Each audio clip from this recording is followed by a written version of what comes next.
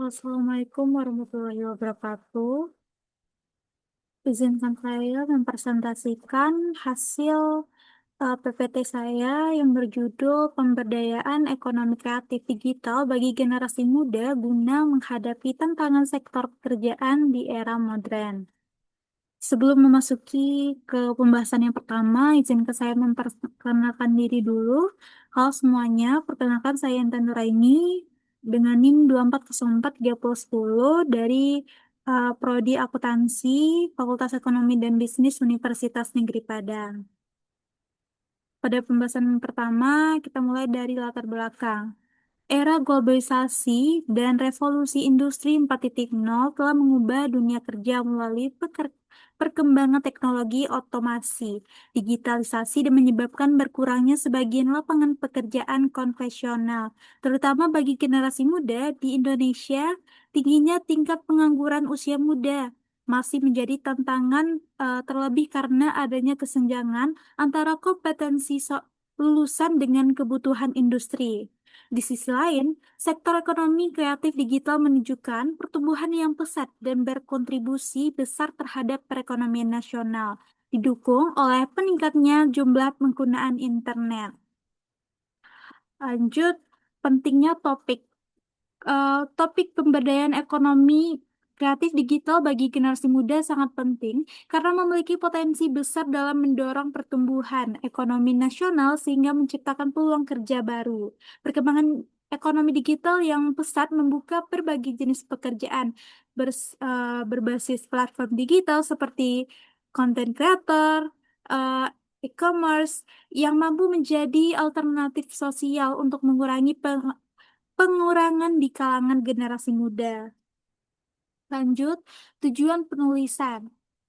Artikel konseptual ini bertujuan untuk menganalisis kondisi sektor pekerjaan di Indonesia. Di tengah perkembangan teknologi digital, mengkaji konsep dan model pemberdaya ekonomi kreatif digital bagi generasi muda serta mengidentifikasi faktor-faktor yang mempengaruhi keberhasilannya seperti literasi digital, ekosistem pendukung, dan kebijakan pemerintah.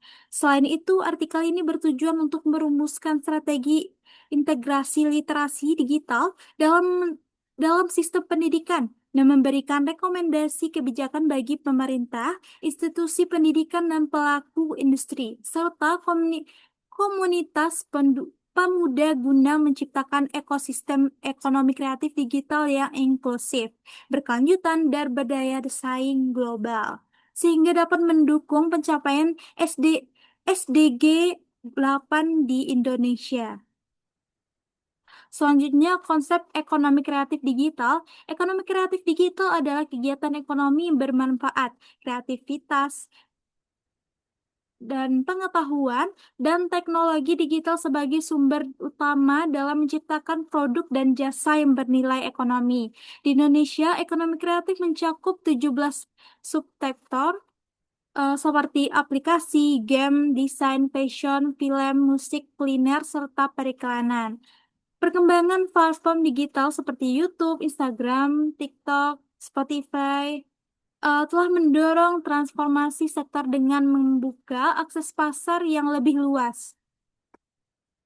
Selanjutnya, tantangan ketenagakerjaan di generasi muda di era digital. Itu ada meningkatnya angka kerja muda. Yang kedua itu ada kesenjangan keterampilan, perubahan jenis pekerjaan, kesenjangan infrastruktur digital, dan digital dividen. Itu perbedaan akses dan kemampuan digital berpotensi memperlebar kesenjangan ekonomi antara wilayah perkotaan dan pedesaan. Strategi pemberdayaan ekonomi kreatif digital itu meningkatnya literasi dan keterampilan digital, pengembangan ekosistem pendukung, dan kolaborasi lintas sektor atau triple helix. Peran literasi digital dalam memperdaya ekonomi. Perannya ini dalam pemberdayaan ekonomi merupakan faktor penting yang mendukung keberhasilan generasi muda dalam ekonomi kreatif digital.